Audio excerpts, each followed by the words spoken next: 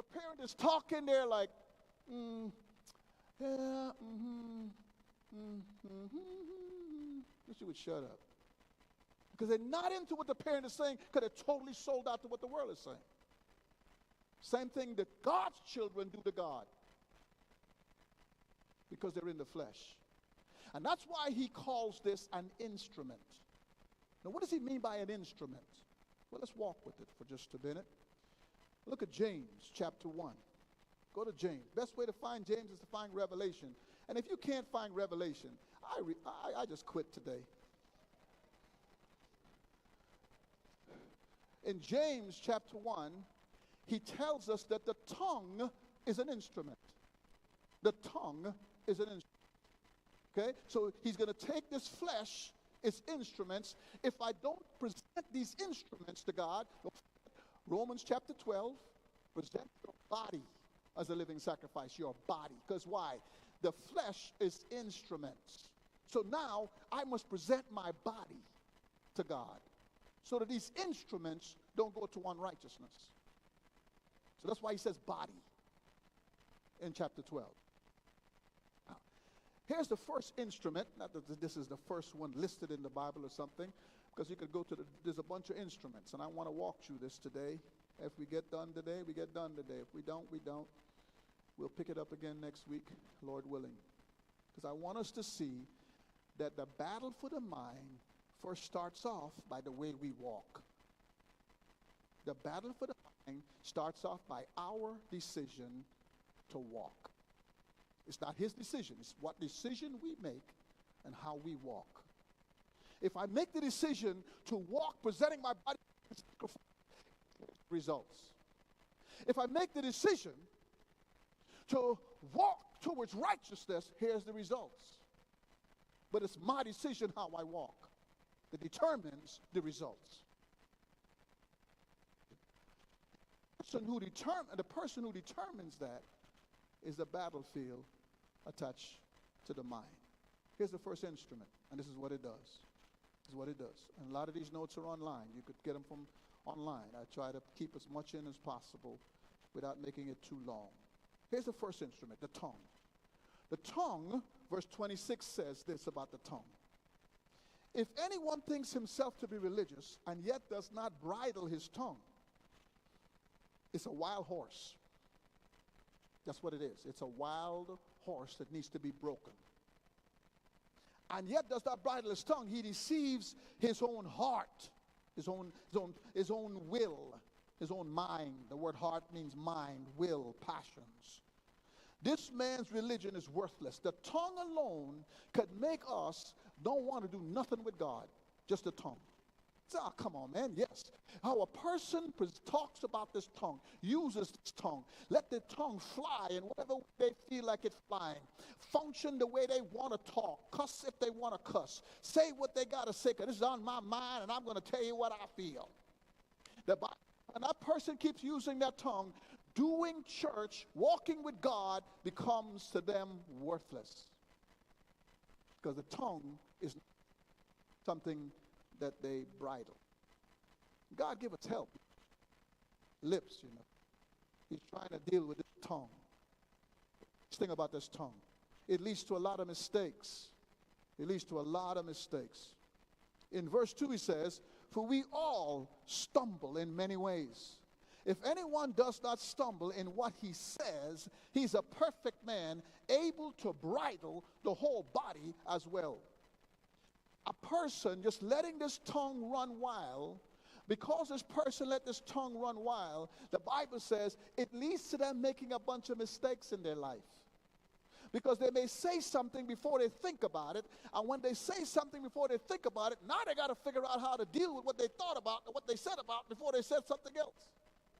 Then they got to go fix that. It's like some politicians who say a lot of things, and then when come time, they go, oh, I said that. No, that's what I meant. I didn't really mean that. Let me explain what I meant. Then they do all these spin cycles to get you to think that this is what they meant, when you got a brain of your own and you heard what they said. People do that because they spoke without bridling the tongue. So now it's causing them to stumble. So now this instrument is causing mistakes to pop up in their life because they just let it run. Here's the next thing. You know when you're teaching, when folk get quiet. So let's go to verse 6. Look at verse 6. These are instruments of the flesh that we may choose to walk in. I choose to run. I just talk a lot. This is what I do. I chose to walk in the tongue. And so I chose these kinds of results in my life. Look at what he says in chapter 3, verse 6. He says, and the tongue is a fire, the very whirl of iniquity. The tongue is set among our members as that which defiles the entire body and sets on fire the course of our life and is set on fire by hell. Satan gets into the tongue. So that's why sometimes we can't stop talking.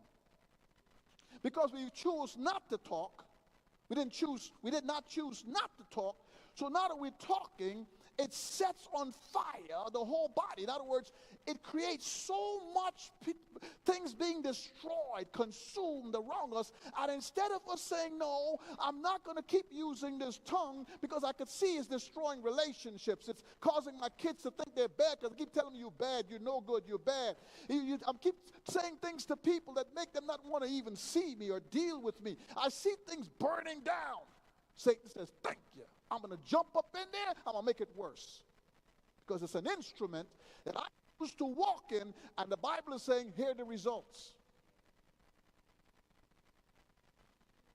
And let me keep going since you're quiet, because I know now I'm teaching.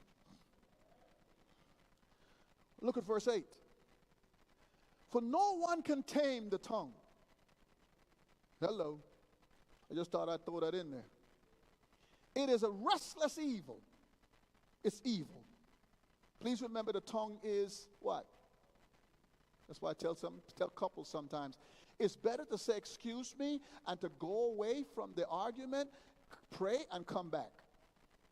Because this thing, the Bible says, it's naturally evil.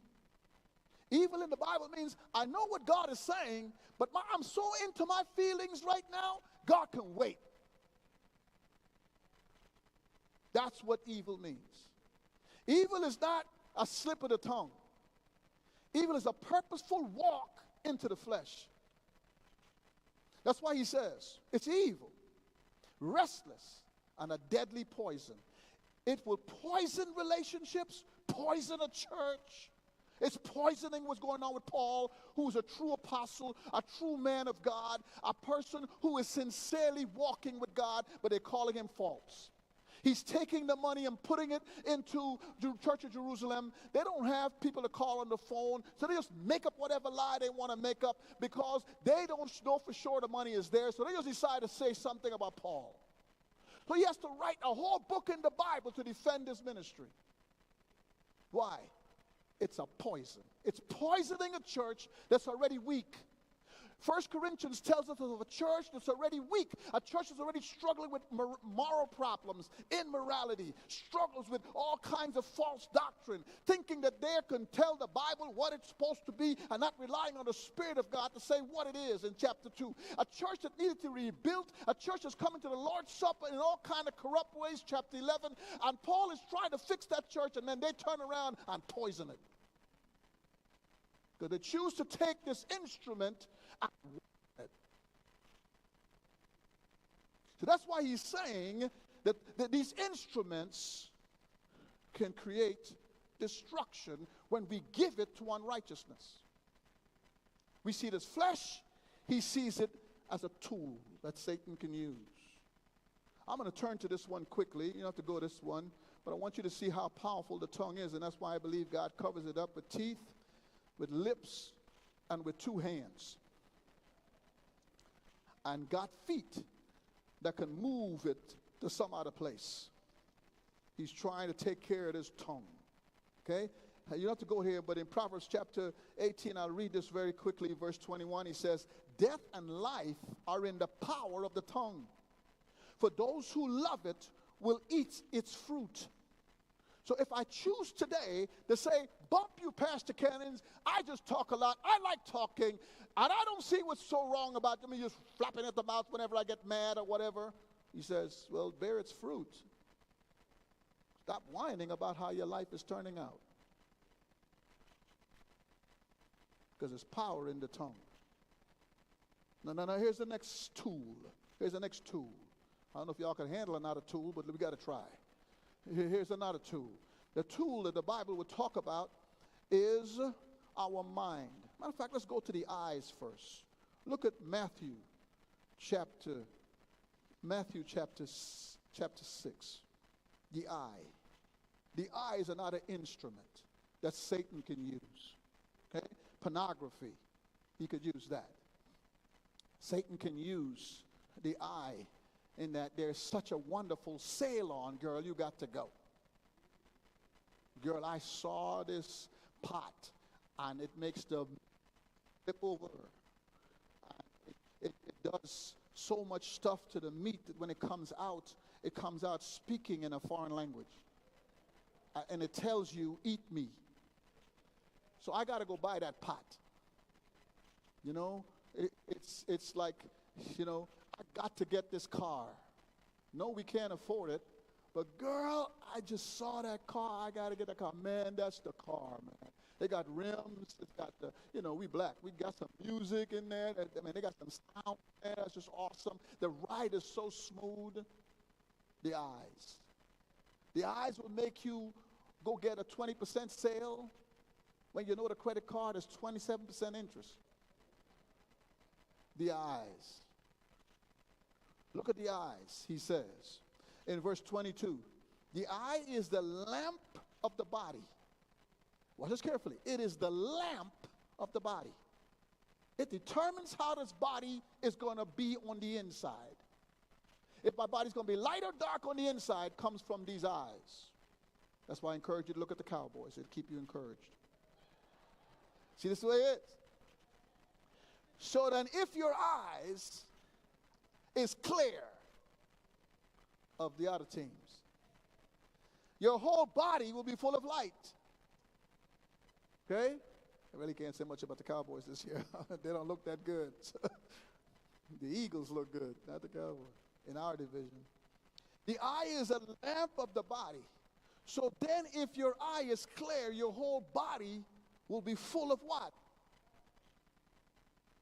Watch carefully, verse 23.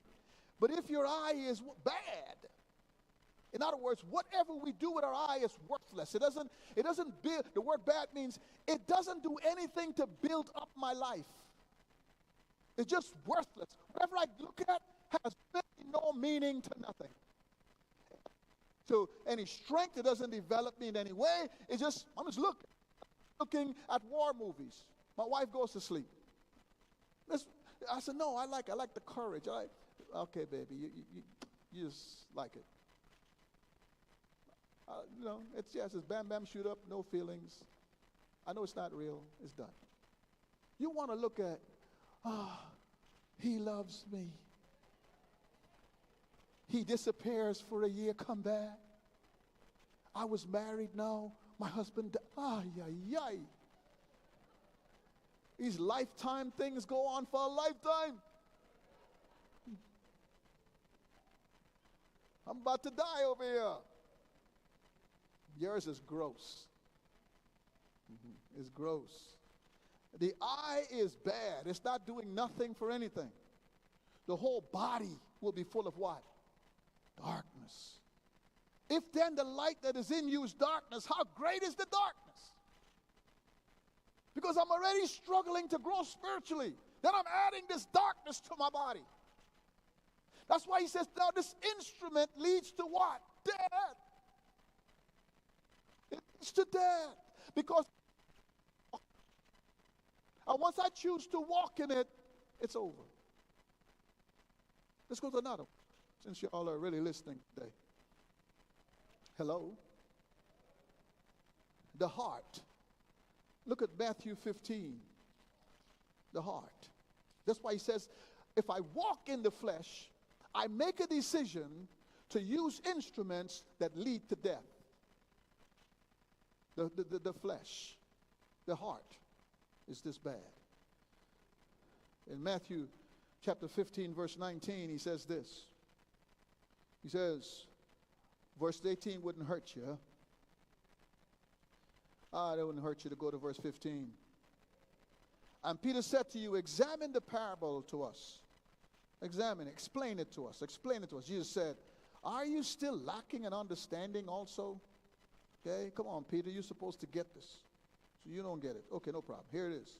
Verse 17 says, do you not understand that everything that goes out of the mouth passes into the stomach, goes into the mouth, passes into the stomach, and is eliminated? But the things that proceed out of the mouth come from the heart, and those defile the man. Just got you talking about the mouth. But out of the heart, well, I want you to see how this is wired. Watch the wiring process. If I let the mouth go and I'm willing to walk in this mouth that never got saved, it's a deadly poison, I just keep walking in this mouth, the Bible says, okay, now that mouth is hooked up to the heart. And when that mouth is a deadly poison, it's a fire that could be influenced by Satan, because Satan gets into it, and it stops me from even wanting to practice doing church or Christ or God, since that is taking place on a regular basis, and this mouth is causing me to go in that direction. He says, it then affects the heart. And when it affects the heart, this is what comes out of that heart. Evil thoughts, murders, adulteries, fornications, thefts, false witness, slander, which Paul was going through in 2 Corinthians. See, this was coming out of their hearts. These are the things which defile the man. But to eat with unwashed hands does not defile the man. He's explaining this whole parable to them now. So verse 19 is how this heart gets corrupted. Because I let the mouth fly, I keep walking in this mouth, keep walking in my feelings, I keep walking by my impulses, I keep walking by my desires. And he says, after a while, the heart gets so polluted, the heart gets so turned away from God, I live like a non-saved person, a murderer, immoral. I live just like them, even though I consider myself saved. Because this stuff are instruments. Look at them as just flesh. I just feel this way. It is. And the Bible goes, no. That's how Satan uses it to cause you to not present your body as a living sacrifice, because he's going to slowly win this battlefield and make us a carnal Christian.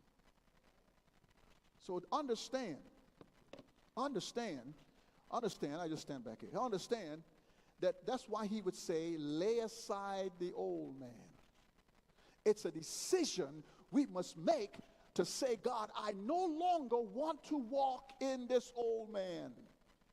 I want to walk in this new person that you say I am, because I'm a brand new creation. All things have passed away. In other words, if I keep choosing to present my body as a living sacrifice, then the old things will be killed, because he who is within me is both to will and to do for his good purposes when I continue to work out my salvation in fear and trembling. And the more I keep working out what I already have inside of me, what happens eventually, that the Spirit of God so takes over my life that I no longer want to walk in this flesh. I walk in the Spirit. So now I'm an instrument to God. Because he helped me get that way, because I'm already a brand new creation. It's like a person going to the gym. They don't get muscles. They work out the muscles they already got. So you're working out the Spirit of God that we already have. But if we don't purposely do that, it's messed up. Now, we were in 2 Corinthians, so just for a minute, and I add one more. The feet. Feet is another instrument. Feet could lead to sin. Sounds like, wait a minute, just my feet. So no, feet can lead us to sin. I'll give you 2 verses for that. Proverbs chapter 1, verse 16. My feet could lead me to a nightclub to party. And now I'm in the nightclub. My mind is listening to the music. My mind is listening to people hitting on me or hitting on you. The mind is saying, I got to get me a drink. The mind, because my feet led me there. So that's why he says in Proverbs chapter 1, verse 16, he says, The feet can lead me to sin, and it could lead me to peace. Ephesians chapter 6, verse 15. I could choose to lead my feet to peace, or I could choose to lead my feet to sin. It's a decision that I make. Since we're in Second Corinthians, let's go back to 2 Corinthians. I want you to see the Bible views our body as weak, susceptible to any kind of disease there is. Susceptible to anything. Our body is not strong at all. So we got to stop depending on the flesh. That's my key thing here. You have to stop depending on the flesh. When it's something, I'm saying don't go with that feeling. Pause. When the mouth starts flying, walk for peace. When the eyes start going in different directions, close them and pray. Just close them. Just close them. Just close them and pray. You know, I was somewhere the other day, and somebody says, hey, I was repairing, getting my computer repaired, and somebody